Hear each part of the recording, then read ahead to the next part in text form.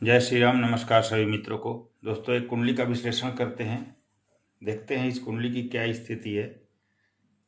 इनके कुछ प्रश्न हैं गवर्नमेंट जॉब के बारे में। गवर्नमेंट जॉब मिलेगी या नहीं मिलेगी, कितने % चांस है, और क्या उच्च पद वगैरह हासिल हो सकेगा या नहीं इन्हें, या नौकरी होगी या नहीं होगी तो कब होगी, या किस क्षेत्र में सफलता मिलेगी, विवाह कब होगा, और पूरी ज़िंदगी की स्थिति कैसी है। तो देखिए, इनकी कुंडली का डेट ऑफ बर्थ आप लोग नोट कर सकते हैं। 14/2/1987 का जन्म है इनका। 9:10 यानी कि 9:10 PM का जन्म है इनका, यानी 21:10 मुजफ्फरपुर बिहार का जन्म है। हालांकि मैंने BTR करके इनका देखा तो 9:12 का इनका आ रहा है, तो 2 मिनट का अंतर हो रहा है। तो चलिए, उससे कुंडली चेंज नहीं हो रही है, KP एस्ट्रोलॉजी में थोड़ा सा चेंजिंग आएगा। तो BTR करने के बाद 2 मिनट का अंतर आ रहा है, क्योंकि चंद्रमा का नक्षत्र लॉर्ड और लग्न का सब लॉर्ड उसमें मैच कर रहे हैं एक दूसरे के को रूलिंग में। तो चलिए, इस कुंडली को देखते हैं हम लोग और देखते हैं क्या स्थिति है इस कुंडली की। ये लग्न कुंडली है, नवमांश कुंडली है, भाव चलित कुंडली को मैंने रखा है और दशमांश कुंडली को रखा है। तो कैरियर से संबंधित प्रश्न है, तो स्वाभाविक रूप से बिना दशमांश के तो प्रेडिक्शन हो नहीं सकता। तो चलिए जानते हैं। देख सकते हैं कन्या लग्न है, लग्नाधिपति 6ठे भाव में बैठे हुए हैं, और यह काल पुरुष की कुंडली में जो कन्या लग्न है वह 6ठे स्थान पर आने वाली राशि है। 6ठा स्थान पर आने के कारण जीवन में थोड़ा स्ट्रगल और संघर्ष जरूर होता है, क्योंकि 6ठा भाव जो आप सभी जानते हैं रोग ऋण शत्रु का भी होता है। लेकिन बुध देव यहाँ 6ठे भाव में काल पुरुष के अनुसार उच्च के माने जाते हैं, तो यहाँ कारक भी बन जाते हैं, मित्र राशि में भी हैं। चलिए आगे क्या स्थिति होगी समझेंगे हम। सिंह राशि है, चंद्रमा सिंह राशि में द्वादश भाव में है, तो स्वाभाविक रूप से राशि इनकी अग्नि तत्व है, तो थोड़ा बहुत तो इनमें एग्रेसिव नेचर स्वाभाविक रूप से रहेगा। कुंडली का विश्लेषण करते हैं। लग्न की डिग्री 19°21' है, सूर्य 1°44' है, चंद्रमा 10°34' है, मंगल 2°11' है, बुध देव 19°28' है, गुरुदेव 2°37' है, शुक्र देव 17°3' है, शनि देव 25°53' है, और राहु केतु 20°37' है। दोस्तों ध्यान दीजिएगा, लग्न का मान 19°21' है, यानी जो भी ग्रह 19 के क्लोज होंगे वह अपना पूर्ण फल देंगे। जैसे कि बुध देव 19°28' के हैं, शुक्र देव 17°3' के हैं, और कुछ हद तक शनि भी 25° के करीब हैं। तो यह तीनों अपना पूर्ण फल देंगे, और राहु केतु 20°27' के हैं, तो बहुत पावरफुल हो जाएंगे इस कुंडली में लग्न के डिग्री के क्लोज होकर। अब देखिए, इनकी कुंडली में पुष्कर नवमांश में बुध तथा गुरु हैं, जो कि इनको अच्छा बनाएगा। षडबल की बात करें तो नंबर 1 रैंक पर मंगल, नंबर 2 पर शनि, नंबर 3 पर गुरु, 4th पर शुक्र, 5 पर सूर्य, 6 पर चंद्रमा, और सबसे कमजोर लग्नेश षडबल में नंबर 7th रैंक पर है। अष्टक वर्ग में सप्तम भाव को कम पॉइंट मिले हैं और नवम भाव को कम पॉइंट मिले हैं, यानी कि 28 से कम पॉइंट मिले हैं, जो यह दिखाता है कि भाग्य में थोड़ी कमी को शो करता है। यह चीज भाग्य में कमी क्यों होगा आगे हम चर्चा करेंगे। आप वैसे भी देख सकते हैं, शनि की दृष्टि भाग्य भाव पर है, तो भाग्य उतना ही साथ देगा जितना आप कर्म करेंगे। सप्तम भाव में 28 से कम पॉइंट है, तो यह क्यों है, सप्तम भाव में क्या प्रॉब्लम है, तो ये हम समझेंगे आगे। कृष्ण पक्ष के प्रतिपदा तिथि का जन्म है, माघा नक्षत्र के चतुर्थ चरण में जन्म हुआ है, योग अतिगंड है, करण कौलव है, पाया चांदी है। तो चांदी का पाया है तो धन तो आपके पास होगा, नॉर्मल तरीके से धन होगा, उसकी कोई दिक्कत नहीं है। वर्ण क्षत्रिय है, तो वर्ण भी बताता है कि नेचर आपका थोड़ा एग्रेसिव होगा। गण राक्षस है, तो येन केन प्रकारेण आप अपनी जो मतलब कि आप अपने हक का चीज जो है वो आप किसी भी तरह से हासिल कर लेंगे, उसमें शक नहीं है। नाड़ी अंत है, योनि मूषक है। कन्या लग्न और सिंह राशि है। कन्या लग्न पृथ्वी तत्व द्विस्वभाव राशि है, और सिंह राशि अग्नि तत्व स्थिर राशि है सिंह राशि। तो यहाँ थोड़ा सा डिसीजन मेकिंग में असमंजस या भ्रम की स्थिति दिख रही है। यह भी दिख रहा है कि जातक स्ट्रेट फॉरवर्ड डिसीजन लेने में पूरी तरह सक्षम नहीं होगा, क्योंकि कन्या जो लग्न है वो द्विस्वभाव है, और सिंह राशि है वो स्थिर राशि है। तो आपके जो सोच है, आपकी जो सोचने की कल्पना करने की शक्ति है या जो डिसीजन मेकिंग चीज़ है उसमें अस्थिरता रहेगी। पूरी तरह से स्ट्रेट फॉरवर्ड डिसीजन आप नहीं ले पाएंगे। तो सबसे बेहतर आपके लिए सलाह दिया जाएगा कि आप अपने बुजुर्गों का, अपने से बड़ों का सलाह लेकर कार्य करें, आपको ज़्यादा हेल्प मिलेगा। आपका मूलांक 5 है और भाग्यांक 5 है, दो अत्यंत ही श्रेष्ठ है। मूलांक और भाग्यांक दोनों एक होना। मूलांक प्लस भाग्यांक के स्वामी बुध हैं। शुभ अंक आपके लिए 5, 14 और 23 है। तो 5, 14 या 23 तारीख को या इस अंक से कोई संबंधित काम करें, या जिसमें भी आपका एडिशन करने के बाद 5 आए, जैसे 50 भी, अगर ये सब उस अंक के साथ वह काम करते हैं जिसमें 5 आए तो आपको श्रेष्ठ सफलता मिलेगी। भाग्योदयकारी वर्ष 32वां, 41वां और 50वां है। शुक्र दिग्बली है आपके चतुर्थ भाव में, और यह शुक्र देव भाग आपके भाव वर्गोत्तम भी है नवमांश कुंडली में। धन भाव को शनि और केतु के द्वारा पाप कर्तरी दोष लगा हुआ है, एक तरफ शनि एक तरफ केतु। तो यह दिखाता है कि धन की कमी हो सकती है, स्ट्रगल लाइफ में हो सकता है। चलिए आगे समझते हैं। लग्न की डिग्री 19 डिग्री 48 मिनट है और लग्न चंद्रमा के नक्षत्र में है। आप भावुकता प्रधान व्यक्ति भी होंगे और प्रैक्टिकल भी होंगे। लग्न में केतु का होना कभी कभी एग्रेसिव नेचर या गुस्सा भी देगा, कभी कभी फैसला लेने में असमंजस भी देगा, पर धन तथा सुख समृद्धि के लिए अच्छा है। लग्नेश छठे भाव में मित्र राशि में है, अतः कार्यों में थोड़ा विलंब और देरी होगी, पर देर से ही सही पर सफलता देते हैं। गुरु प्लस राहु लग्न, गुरु और राहु की लग्न पर दृष्टि है, अतः जातक धर्म को मानने वाला रहेगा, ज्ञान अच्छा खासा होगा और आपकी वाणी अच्छी होगी। चलिए अब आपके लग्नेश से प्रेडिक्शन स्टार्ट करते हैं।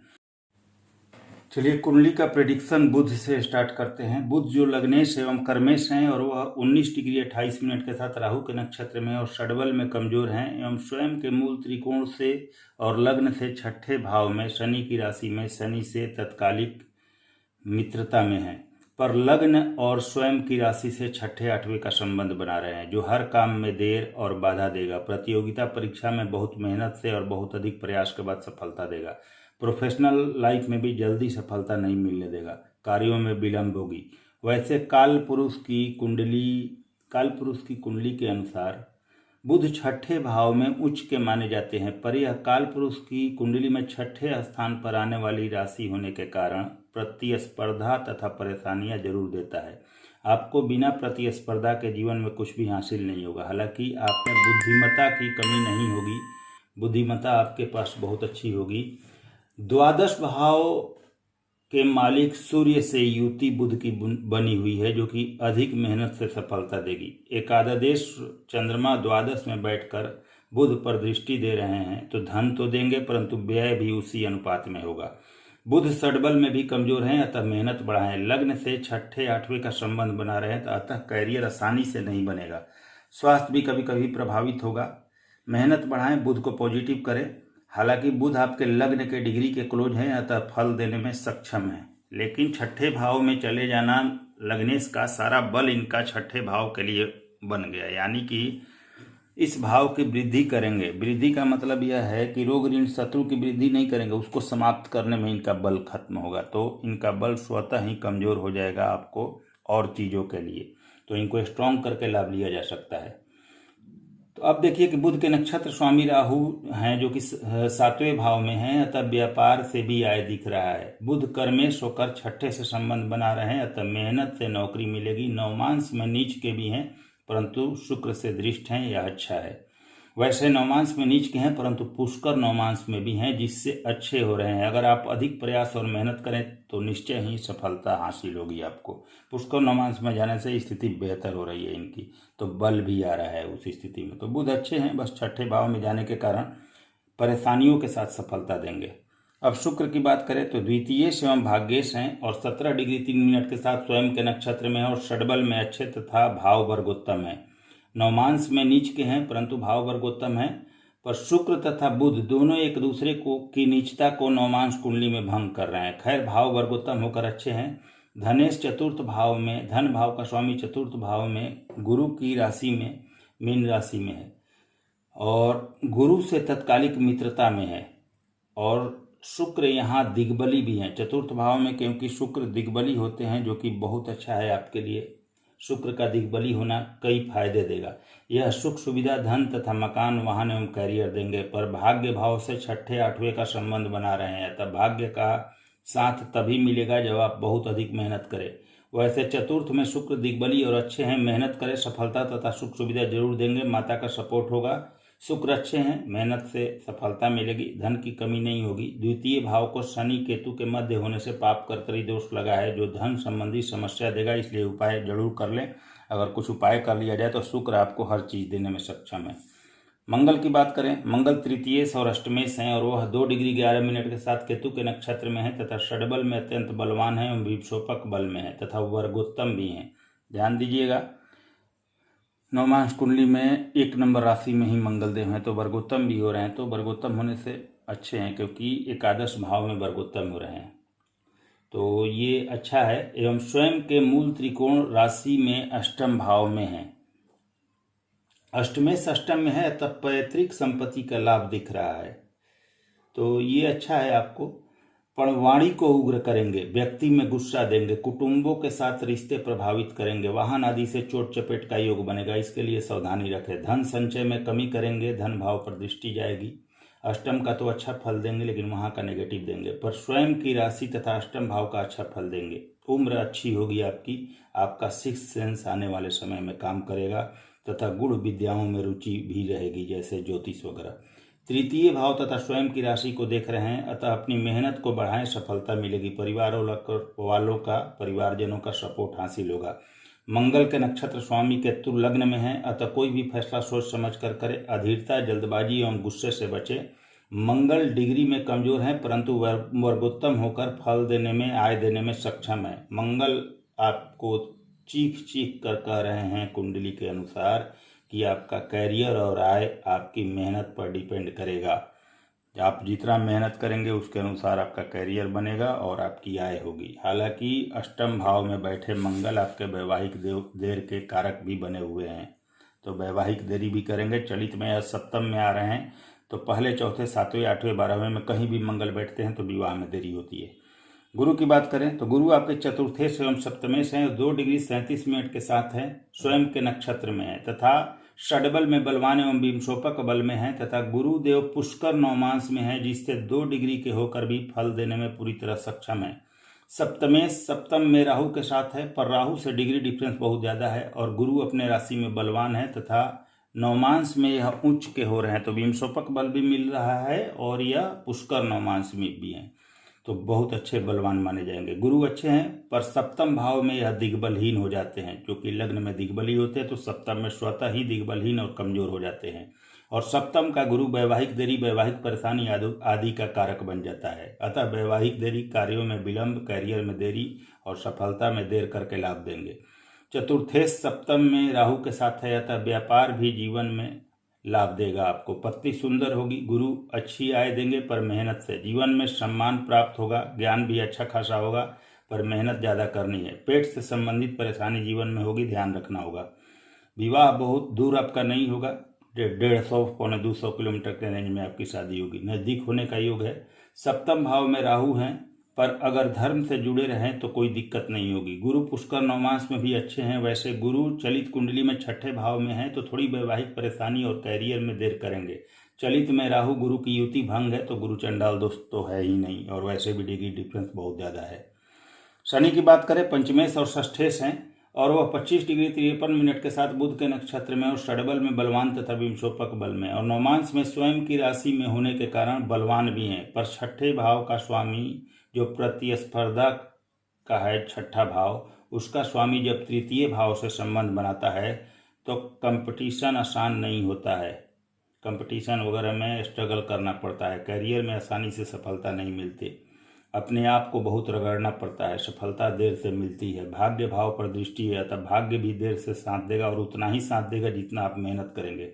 शनि पंचमेश है, तक कभी शिक्षा में बाधा भी इन्होंने दिया होगा, पर परिवार का सपोर्ट रहेगा, संतान का योग बनाएंगे। शनि केतु के मध्य धन भाव होने से पाप कर्तरी का योग बन रहा है। शनि मार्गी हैं और केतु वक्री हैं, तो केतु जो है वो इस तरफ, केतु जो है, शनि जो है वो इस तरफ मूव करेंगे आगे के तरफ, और केतु जो है वो पीछे की तरफ मूव करेंगे। यानी कि राहु और केतु तो हमेशा वक्री ही होते हैं, तो इनकी चाल पीछे की तरफ आएगी और शनि की जो चाल है वो आगे की तरफ, क्योंकि मार्गी हैं। अगर शनि और केतु, अगर शनि भी यहाँ पर वक्री होते तो शनि भी पीछे की तरफ मूव करते और केतु भी, तो उस स्थिति में इस पाप कर्तरी का प्रभाव आप पर नहीं पड़ता। अगर दोनों ग्रह मार्गी होकर आगे की तरफ बढ़ें और उस भाव के बीच में एक भाव आ जाए, मतलब उन दोनों ग्रहों के बीच में जहाँ पाप कर्तरी दोष लगे, तो वह पाप कर्तरी दोष बहुत ज़्यादा प्रभावी हो जाता है, क्योंकि दोनों के मध्य आ जाता है पूरी तरह से मार्गी होने के कारण। लेकिन जब दोनों आपके वक्री हों तो पीछे की तरफ जाते हैं तो उस पाप कर्तरी का प्रभाव नहीं पड़ता। लेकिन शनि यहाँ पर मार्गी और केतु वक्री तो होंगे ही स्वतः रूप से, तो शनि आगे की तरफ और केतु पीछे की तरफ जाएंगे, तो इस पाप कर्तरी का आपको 50% रिजल्ट मिलेगा। इस पाप कर्तरी का 50% आपको रिजल्ट देगा, जो कि थोड़ा सा परेशानी होगा आपके लिए, तो उपाय जरूरी है। शनि पर मंगल की दृष्टि पराक्रम तो देगी, ऊर्जा भी देगी, पर गुस्सा भी रहेगा। गुरु की दृष्टि ज्ञान तथा कर्म के लिए अच्छा है। मंगल की दृष्टि धर्म से भी जोड़ेगा आपको। शनि की दृष्टि चंद्रमा पर यानी आयस पर है, आय तो देगा परंतु व्यय भी और कभी कभी नेगेटिव सोच भी देगा। शनिदेव मंगल की राशि में मंगल से तत्कालिक शत्रुता में है और मंगल से दृष्ट है, तो मेहनत कीजिएगा तो सफलता मिलेगा आपको। चंद्रमा की बात करें, चंद्रमा जो आय भाव के स्वामी हैं, आयेश हैं, और वह 10 डिग्री 54 मिनट के साथ केतु के नक्षत्र में और षडबल में कमजोर तथा विमशोपक बल में है। हम स्वयं से दूसरे और कुंडली के 12वें भाव में सूर्य की राशि में सूर्य से तत्कालिक शत्रुता में है। आय भाव का स्वामी व्यय भाव में है, अतः आय तो देगा परंतु साथ में व्यय भी उसी अनुपात में देगा। एकादश के स्वामी व्यय भाव में है, अतः दशम और मतलब एकादश का स्वामी व्यय भाव में है और दशम के स्वामी बुध से दृष्ट है। एकादश व्यय भाव में है और दशमेश के बुध उनसे दृष्ट है, तो दशम एकादश का संबंध बना यहाँ। तो यह दृष्ट है तो दशम एकादश का संबंध बना, जो जॉब के लिए तो ठीक है पर आसानी से नहीं होगी। चंद्रमा पर शनि की दृष्टि है यहाँ पर, कभी कभी मानसिक असंतुष्टि भी यहाँ दिख रही है, पर अगर जन्म स्थान से दूर रहकर प्रयास किया जाए तो सफलता आपको जल्द मिलेगी। तो जन्म स्थान से दूर जाकर सफलता का प्रयास करें। सूर्य की बात करें, द्वादश हैं और वह 1 डिग्री 44 मिनट के साथ मंगल के नक्षत्र में और षडबल में सामान्य है तथा नवमांश में नीच के हैं तथा स्वयं से सप्तम और कुंडली के 6ठे भाव में शनि की राशि में शनि से तत्कालिक मित्रता में है, अतः शनि से सम हो जाएंगे तथा कर्मेश बुध से युति में है। कैरियर तथा जॉब के लिए तो ठीक है पर आसानी से कैरियर नहीं बनेगा। सूर्य कमजोर भी हैं तथा नवमांश में नीच के भी हैं, जिससे कमजोर हो रहे हैं। सूर्य व्यय के स्वामी हैं तथा व्यय भाव को देख रहे हैं, अतः व्यय तो होगा पर अच्छे काम में। सूर्य शत्रुहंता योग भी बनाएंगे, पर कंपटीशन में बहुत दिक्कत से सफलता होगी क्योंकि कमजोर हैं। सूर्य तो यहाँ कारक हो जाते हैं लेकिन कमजोर होने के चलते दिक्कत है। चंद्रमा की दृष्टि आय के साथ व्यय भी देगी, तो ये स्थिति बन रही है यहाँ पर।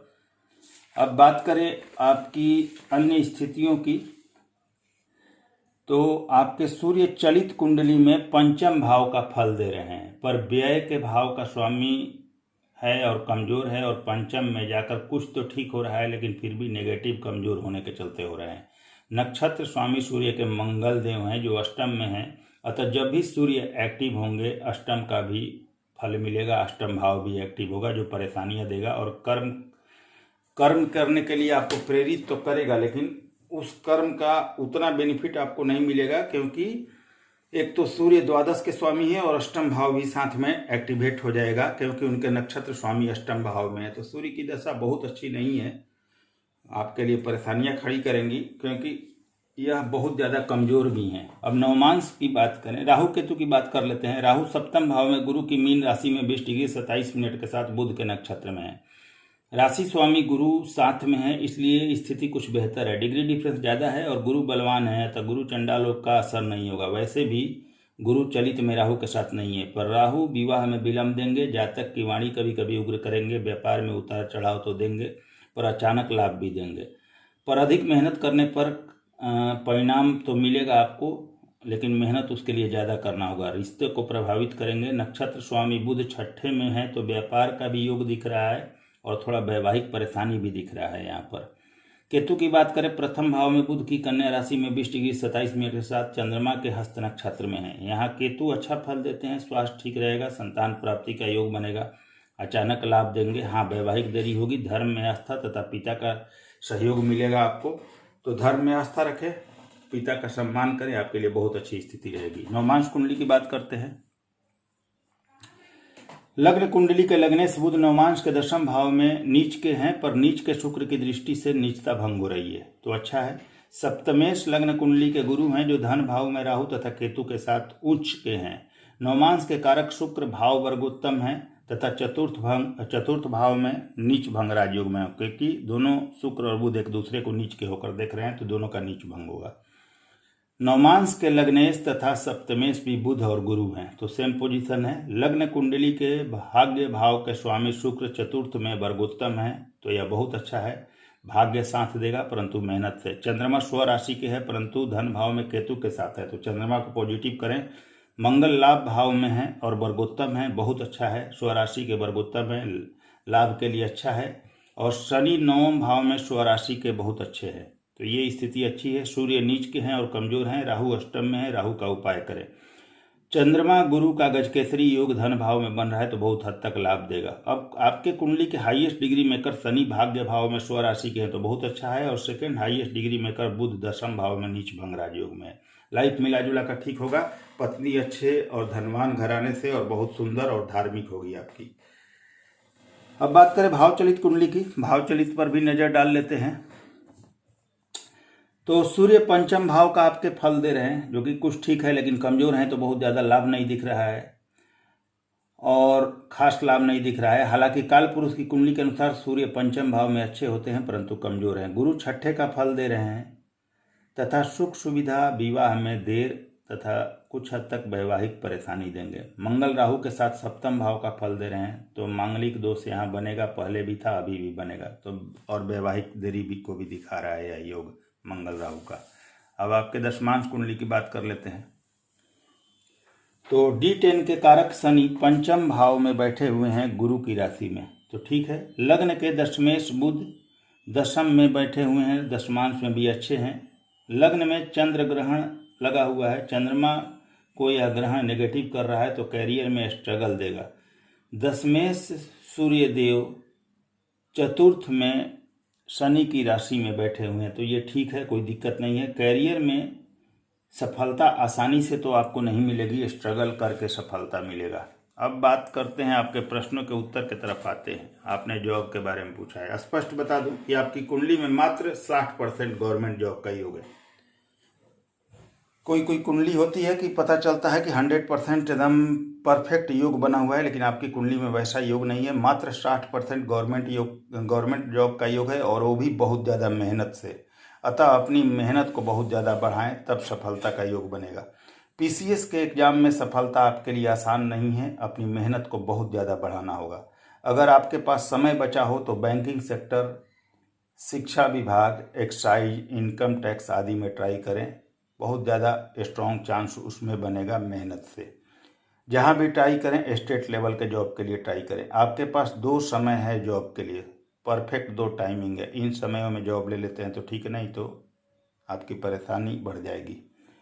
1/6/4/2022 से लेकर 6/10/2022 तक जॉब का योग है, और दूसरा योग है मई 2023 से दिसंबर 2023 तक।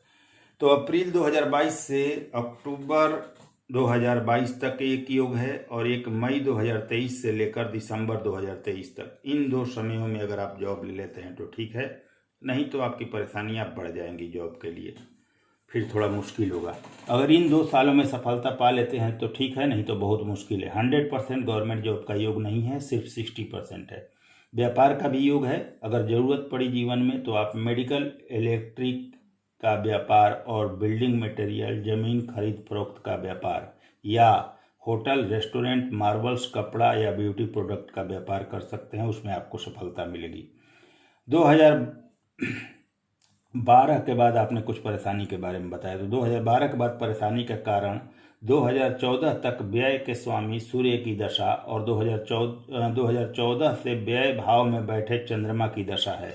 सूर्य की दशा में त्रिक भाव भी एक्टिव था, और चंद्रमा की दशा में आप सही फैसला नहीं ले पा रहे थे, तो यह 2012 से के बाद परेशानी का कारण बना।